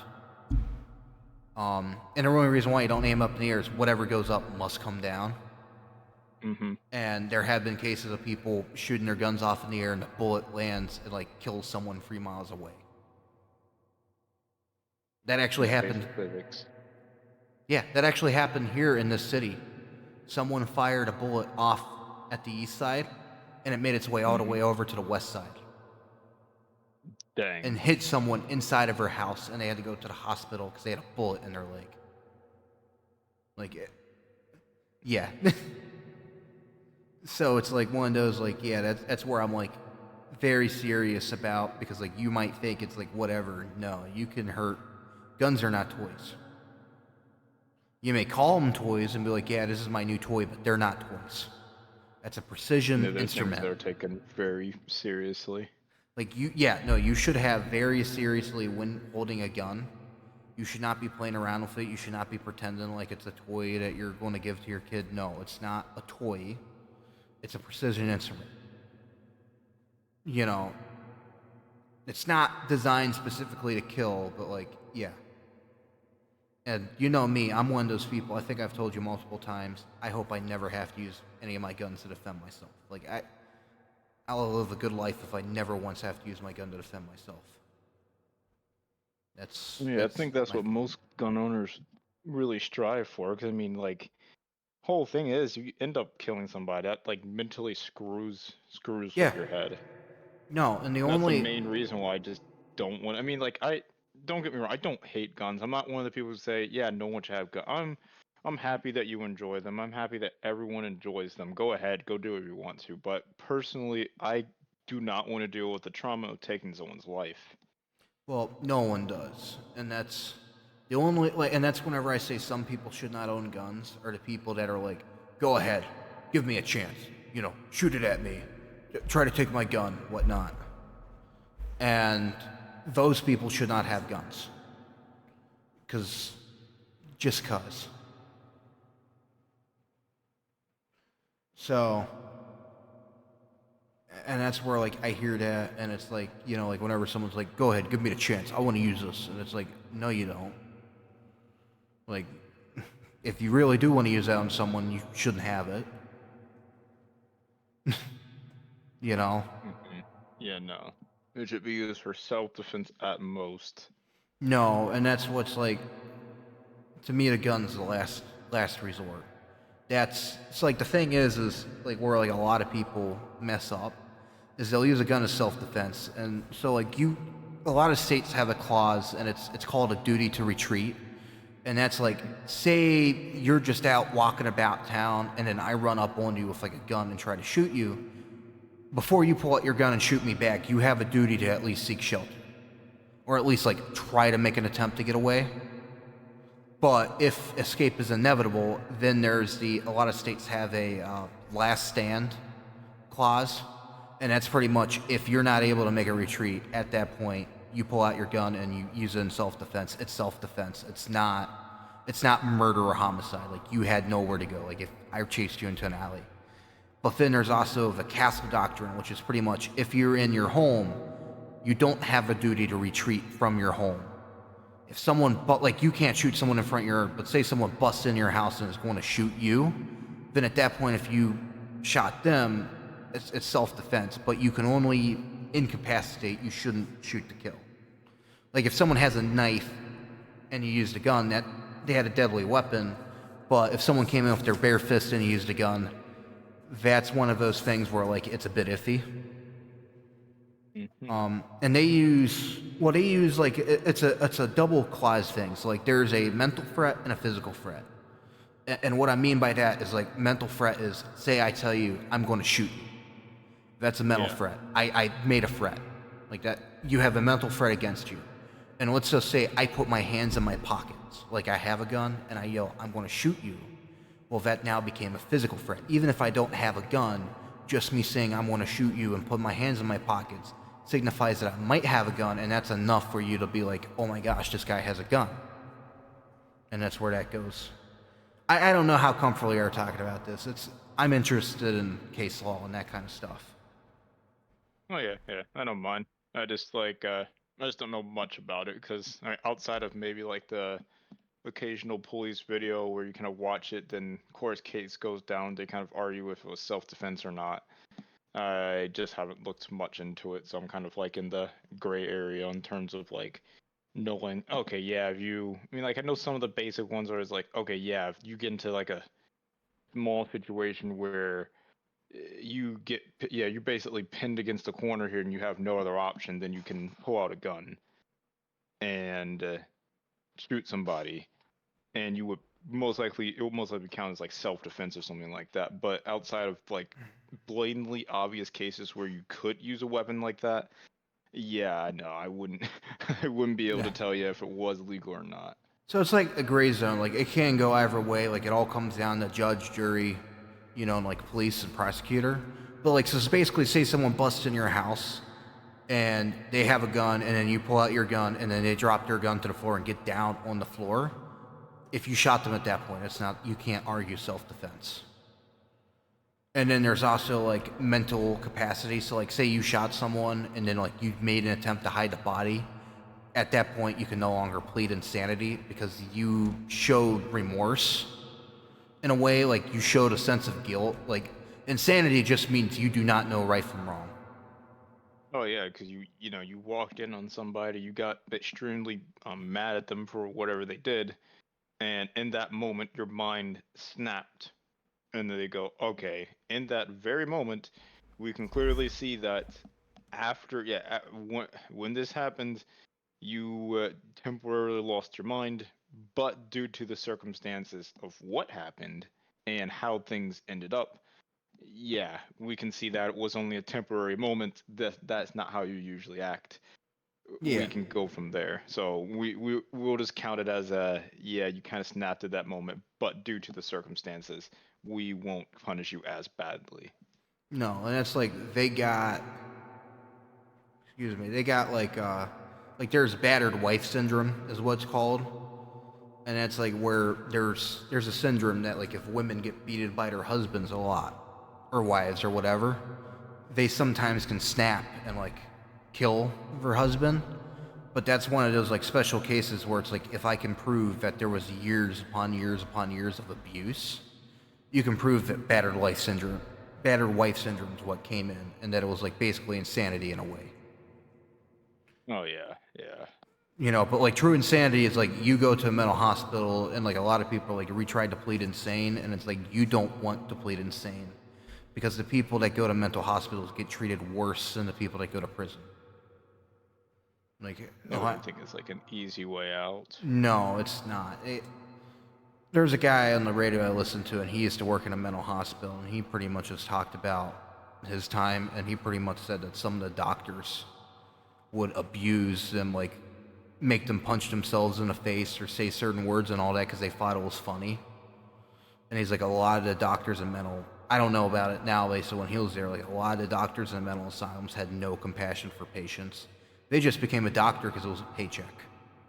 It was like a really good paycheck, and that's it.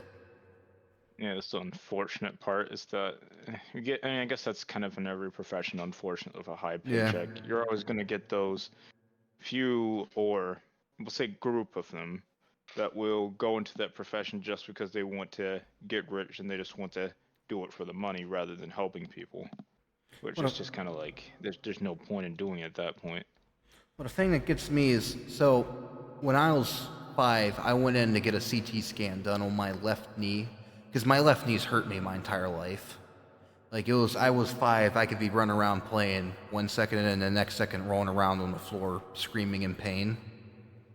It hurt so bad. Yikes. And they did a CT scan to try to figure out what was wrong with it. And according to the doctors, there's nothing wrong with my left knee to make it hurt like it does. Like they cannot find nothing. And when I went to the doctors, they have no record of me ever having a CT scan. So they're losing records of mine. Like on top of the whole like SS number thing, I'm like about ready to think of just switching to a different clinic at this point. Because they're getting bad. Yeah, I mean, yeah, at that point, you might just want to look into a new one. If they're just starting to lose records and just starting to be like, just starting to be that bad, it's just staying with them, and it's just not advised. Well, I mean, this is the first time I've been to the doctor in like 6 years, was when I went last month. Which I have very high cholesterol, so I gotta go on a diet. On top of that, they're also concerned about my heart stopping too. Oh. Because I have a very arrhythmic heartbeat. Like, they took my blood pressure the first time, and I want to say it was like 180 over like 80 or whatever it was. And then my heart rate was like 30 BPM. And then they took my blood pressure after I'd been sitting for a second, and it was like 136 over 80. But then my heart rate ranged from like 94 BPM to like 124 BPM in like a matter of seconds. So, which they said was very arrhythmic, and they're concerned that I might have a major heart attack, which I've already had, I'd say probably 3 or 4 heart attacks at this point. No. So, yeah. Dude. I didn't even know what they were at first. I really hope you get better, man. Dude, Yeah. I like having you around. You're too good of a friend, man. Please. Yeah. I mean, I'm won't try to take care of myself. It's not like I'm saying I'm giving up. It's just, yeah. It's like I'm going, like I can't eat processed foods pretty much too much anymore. Like I can have certain things, but like I'm not really supposed to eat a whole lot. But like then like the doctor's like, oh yeah, you shouldn't have processed food. And I'm like, okay, so what can I have? Like everything's friggin' processed. And he's like, oh well, you just can't have ultra processed. Like I can't have American cheese, period, anymore. Oh. Wow. Because it's an ultra processed. Like it's not even real cheese. Like I can have Swiss and all that. I just can't have American. Which is good because I like Swiss. I don't like American. I shouldn't eat potato chips. Let's see. Yeah, like, and then I'm also supposed to eat stuff like really high in fiber. Which I gotta find stuff really high in fiber. Yeah, I'm getting it on track. All right, that's good. But I did have a lot of, like I said, I have a lot of weight loss because like I'm still around 234. So I'm overweight, but I'm not ridiculously overweight. Yeah, I mean, you're still not doing too bad. No, like, well, don't get me wrong, I could do better, but I'm at that point where it's like I'd want to lose more weight, but I'm happy with myself as of right now. So, oh man, but no. I also haven't been eating as much. Like I've noticed I can't eat as much lately. It's like I've lost my appetite a lot recently. Like if you remember how I used to have like a really big appetite back in the day. Oh yeah. Like I'd be like, keep them pancakes coming. And then now it's like I can eat one and I'm full. I don't know. Just came out of nowhere. So yeah. Insurance is fun.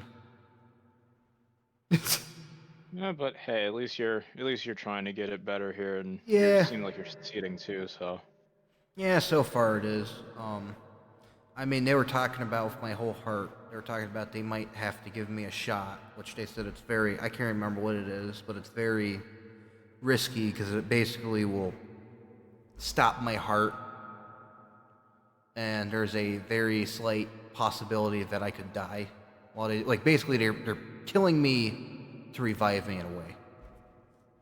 Is how it was explained to me. Like it stops your heart to like restart it, and they're like there's a very like small chance, like a 2% chance that you can actually pass away while getting the shot. Oh. Yeah. Oh. So, yeah. So heart conditions have a history in my family. Because my dad. You know. Yeah, I mean, I hope to get better. Just yeah. I'll be praying for you, man. Yeah. It's. Oh. Excuse me. Bless you. Yeah. Now I want to get better because I got to take my compound bow out, test it out, and see how it shoots. Yeah, I got. What will you be compound bowing? Probably a target right now. I need to go get my hunting license to go deer hunting. Okay, okay. I don't know how you feel about that, because, like, I remember us being in school, and, like, I was talking about it the one day, and some chick in my class was all like, that's horrible that you believe in deer hunting. And I'm like, lady, the deer's free range. Like, don't get me wrong, I'll eat beef, but I'm kind of against, like, mega farms, because the way mega farms make the beef super tender is the moment the calf is born, they chain it up so that that calf cannot move its entire life to make the beef super tender. Like, half the meat you buy, like, that cow was never allowed to move from, like, the mega farms. Yeah, I've seen some of the videos on it, and it's like, No. man. And that's where I'm like, whenever I hear that, I'm like, at least this was free range. It was able to go wherever it wanted, eat whatever it wanted, do whatever it wanted. You know? Like, to me, that's less humane, or less inhumane than chaining a calf up its entire life. Not all farmers are like that. Like, it's really the mega farms, like the factory farms. You know? That are like that. Like, most family farms aren't like that. But yeah, no. Yeah, and it's just kind of ridiculous. Yeah, and it's ridiculous because then, like, people are like, that's humane. And it's like, no, that's not humane. That's not humane at all, in my opinion, because that'd be the same thing as, like, me chaining someone up. It's not right. But, Yeah, no. I mean, there's like a level of obviously, yeah, you're gonna have to kill something to eat it. Okay. But at the same time, it's like, at least be somewhat humane with doing it. yeah, and, like, don't get me wrong, like, I like deer meat. Like, venison is actually pretty good. Like, I've made deer steak, deer jerky, deer burgers are really good. I know this is going to sound disgusting, but, like, when you make deer burgers, you have to mix it in with beef, because deer is, like, a very lean meat. There's not enough fat to get it to stick together to make it into patties. And I tell that to a lot of people, and they're like, oh, that's disgusting. And it's like, I'm sorry, but I was raised around this kind of stuff, so to me, that's like normal talk. Oh yeah. If you get what I'm saying. It's just like if your dad's a doctor, you're going to be used to, more like this happened in the surgery room kind of talk, Yeah, I get that.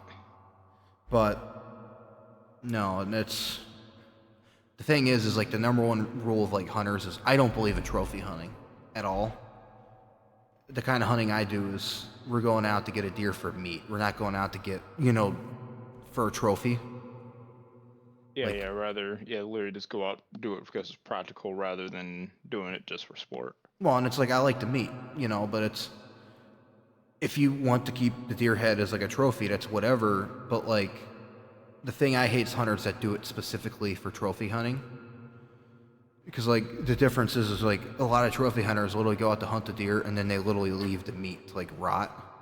Where at least the ones where I'm like, all right, I still don't agree with you, but I can at least be like respect you, are the ones that are like, all right, I shot this deer, I'm taking all the meat and donating it to a homeless shelter so they can feed the homeless people. Kinda like that's like I don't agree with you trophy hunting, but at least you're donating the meat to a good cause. Yeah, as long as you're doing it at least for a good cause, or at least you're doing it for actual practical reason rather than just kind of going on and being like, Yeah, I killed it just so I can get its head. Yeah, and that's what, like, I don't agree with that, but, like, the number one rule in my family is if you shoot it, you eat it. You know, that's pretty much. If you go out into the woods, you want to shoot a raccoon, sure, you can shoot the raccoon, but you better be eating the raccoon. Kind of, Uh, yeah, that's the rule. You only shoot what you're going to eat. that's fair. You know, which, and then like deer hunting, you're only allowed to get like 2 deers a year. Like they give you Oh, really? yeah, they give you. It's probably different in every states, but in Ohio, it's you get 2 tags and that's it. Like you're able to shoot 2 deers, and then you can shoot bucks during certain season, but certain seasons you can't shoot bucks. You can only shoot does or whatever it is. Yeah. Because like usually when deer hunting comes around, like deer season comes around, it's during the rut, which is mating season for the deers, and the male deers get extremely aggressive during that time to the point that if they even see you, they will charge you and impale you. Aggressive. Jeez. Yeah. But it's kind of cool, like, because of this, like, the thing is like, a lot of hunters are actually, like, really big into conserving the environment, contrary to popular belief, where, like, we're one of the, like, first people to donate to, like, conservation funds, I guess I could say. Of, like, let's keep, like, our parks and stuff clean and our nature clean, because it's like, hey, we want to hunt and all that, but we don't want to exterminate stuff. Oh, yeah. I mean, I guess it kind of has some other benefits too, like kind of controlling the deer population. I heard that Well, some points it does get a and little bit high, and and hunting does kind of keep it down. it does. So like there's normal hunting and then like once a year the state gathers like so many hunters together. Like it's pretty much like it's any like hunter. Like you could become a state like funded hunter for this and it's like they'll basically pick you and to go out and like hunt the deer and like you don't need the tiger nothing like that just because they need to call the population. So like the problem with the deer is if there's a bunch of deer, they'll eat like all the shrub growth, which will take away all of it for the smaller animals. And then if there's too many deer in like urban areas, all the coyotes will follow the deer into the urban areas, which then becomes a big problem because now you got house cats and little dogs getting eaten by coyotes. And you know that, and then also the whole rubbing the bark off of trees. Like deer really love eating tree bark. That's like one of her number one sources of food. And then deer also don't contain a digestive system like we do, and this is going to sound disgusting. And again, it's more of I grew up around this, so like I know it. But they'll actually like they eat their food like 8 times over. Like if they eat tree bark, like it comes back up and they gotta eat it again, and that's how they're able to digest their food because they do not contain like stomach acid like we do. Mm-hmm. So they're not like if they eat food, they're not able to like digest it properly that way. So, more of an interesting fact. I know it's a disgusting fact, but it's interesting. I guess the job done. Yeah. Well, and it's like that, but like yeah, they like eating deer bark and they'll eat berries and shrub growth and all that, but they really love deer bark. They also like it because like they'll when they get their antlers. Have you ever heard of velvet? But like what? So like whenever they get their antlers, they get like fur actually on their antlers. Like all deer get it, moose even get it, and it's called velvet because it almost looks like a velvet jacket. Yeah. Okay. And what they'll do is they'll like rub their antlers. This is why like if you ever see any video of like deer rubbing their antlers against trees and all that, they'll rub their antlers against trees and like each other to get the velvet actually off their antlers. And all that, and then like once the season's up and done, their antlers just pop off. I actually have a deer antler here at my house. I heard about them popping off. I guess I can kind of believe that. It's kind of like a peach fuzz kind of thing that comes on their. Wait, why are they Yeah. trying to get it off though? Well, so like the velvet actually like makes them super itchy, and it Oh. and so like they get it off because like it's itchy and all that, and really they don't want it. So like basically like whenever you see the deers, it's like basically a bone, pretty much is what antlers are. But like they grow it and they get the velvet off, and then like at the end of the season, the antlers will actually pop off the deer. Like they lose their antlers, and then they grow back next season. Like they only get them for basically to rut. Yeah, that makes sense. About to say, I kind of heard about their antlers falling off because there's always like I heard the meme always around Christmas, like how did the deer have antlers? They're supposed to fallen off by that point. And then kind of took a look and is like, oh okay, Well, and yeah. So their antlers actually do like fall off. well, it's like I don't know about like reindeer or anything like that, like caribou or moose, but white-tailed deer, the way you can tell a male from a female is actually by looking at their tracks and their hooves. A female has the hooves closer together, whereas a male actually has a space between their two hooves. That's good to know. So that's how you can tell if it's a male or a female. And like deer outside of the rut are actually pretty docile. Like obviously if you corner a deer or like walk up on it, they're going to get aggressive. But outside the rut, they're more of like, you leave me alone, I leave you alone. You know, kind of animals. Like moose. Moose are docile until you make them not docile. Like if you walk up on a moose, they get extremely aggressive. And I don't know. So the Yeah. so the kind of rule of like you don't mess with me, I don't mess with you. Yeah. And it's less of like them getting aggressive of like they're territorial, they're more getting aggressive because they don't know what you are and they're kind of scared of you. It's just like a dog. Like if you ever have a dog like chained up and it's got like a really high pitched barking at you, the dog's not barking at you like I'm going to bite you. The dog's barking at you like get away, I'm scared of you, I don't want to bite you. The animal's more scared of you than you are of it, but you coming toward it, it's going to do something about it. Yeah, and because of this, so segueing, if you're ever out hiking and the animals are not scared of you, get the heck out of that place. Like that is... Wait, if you're hiking and the animals aren't scared of you? Yes. It's like, say you're in the middle of the woods, like not by a city, and like the deer are just standing right next to you, not running from you, get out of that place. What that means is there's something there making that deer is more scared of that it is not scared of you. And 9 times out of 10, that could be a grizzly bear. It could be whatever. That's basically like, it wasn't the Datelov Pass, it was the Ever one, where they climbed up on the mountain and the people just started like ripping each other apart. It was in Russia in like the 90s. And the one survivor like reported that the animals, as they were like climbing up this hill, were like not scared of him and acting strange. Like basically like they'd come across sheep and the sheep would not run, the sheep would just stand there. And they got up to the top of the summit and they were going to start making their way down, and the one kid was like 23 and he like basically, I'm not trying to get too gory, but like he basically like ripped his eyes out and started grabbing at his ears. And then they were able to get him to stop. And then they started going down further, like they were going to leave his body because they couldn't bring him down. And as they got down even further, another guy went crazy, and this time he attacked one of the Ever hikers. And the one survivor, her friend pretty much told her to run, and she, right before going crazy too, and she ran and made it. And then like when they came up, like the rescuers came up to like find the bodies, they found that all the bodies had been moved like 30 feet away from their original locations. Oh. So, Yikes. yeah. And, yeah. There's that. There's the Datelov Pass incident in Russia, which is another where they think a Yeti caused that one. Supernatural. Ever people think it's aliens. Basically, they went up, started hiking, and at some point ripped open their tent from the inside.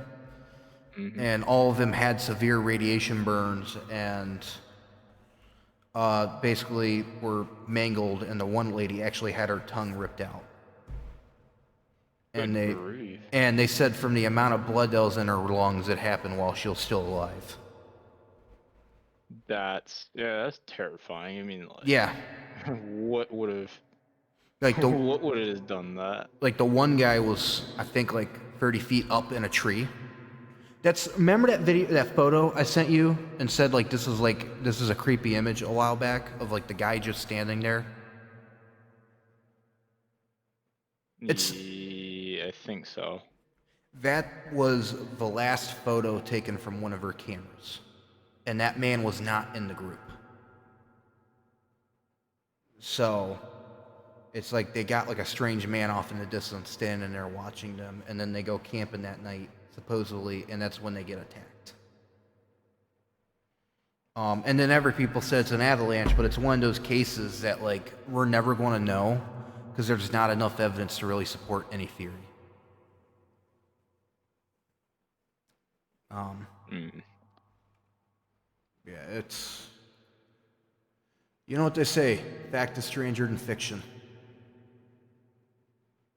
Yeah, yeah, and it's one of those ones you just have to wonder what happens in some of these places where it just gets like that, and you're like, how? And when you don't figure out how, it's just like, okay, this is interesting. Yep. I mean, that's it. It was different. You know that's they've had that. There's been stories of. Have you ever heard of third person syndrome or third man syndrome? No. So it's a syndrome, and I mean, you can make it religious, you can make it not religious, but basically the definition of it is a lot of people, when they get lost, a person will actually like guide them out of like wherever they're lost at and guide Oh them yeah. back to safety. Well, the thing is like it happens a lot on Mount Everest, and the thing is a lot of these people like that guide them out, they'll actually like look around the area and find bodies wearing clothes matching the person that guided this person out. Hmm. Or like it'll be like the description of someone that went missing in that exact area. Like they call it third man syndrome. It can be that. Some people have claimed to seeing angels. Other people claim to seeing people in white robes. My dad had it happen to him once, actually. Um, he was, it's like he lived up in the mountains of West Virginia, off of like a little gravel road. It's like in the middle of nowhere. And he'd have to walk home from work every day because they didn't have a bus to take him home from like the sawmill he worked at. And I think he was telling me he walked home one day and they're mountain lions basically, but we call them panthers in West Virginia. And he basically Mm. seen one like howling. Like if you ever heard them like howl, it literally sounds like a woman screaming. But he seen one up in a tree howling, and he grabbed a rock and chucked it at it, and it like jumped down. He didn't know where it's at, and he said like this lantern light came out of nowhere, and he's like wondering what it is, and he turns around and there's this old man there, you know, and he's like, "Boy, you look like you could use a walk home. I'll give you a walk home." And walked him home, you know, all the way to his house, and he said they got right to, and he said it was kind of strange because they got like right to like in sight of this house. And the man with the lantern, and it looked like an old like prospector, basically. The guy with the lantern pretty much tells him, "This is as far as I can go, boy. You have a safe night." And my dad starts walking, and he says, "Well, I'm gonna, you know, say thank you to this guy." It's like he only got like a couple steps. He turns around to say thank you to the guy, and he's gone. Like, and they were in the middle of a clearing. Like it's not like he could have just vanished into the woods, kind of deal. Oh So, yeah. yeah, he's had that. So, but I mean, like I said, I believe in ghosts. So, You already know my answer on that one. hmm, No, so you already know my answer on that one. yeah,